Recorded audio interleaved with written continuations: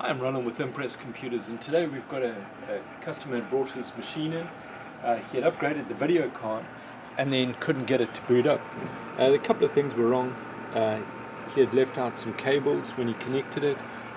His power supply also hadn't been powerful enough to power the GTX 1080 video card, so we upgraded his power supply, and he was having there was a lot of gunk buildup on the fan over the processor.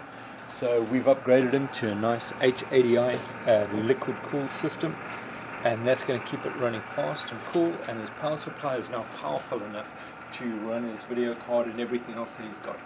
So if you're having issues with your custom build and you're not sure what to do, bring it into Impress Computers, 281-647-9977.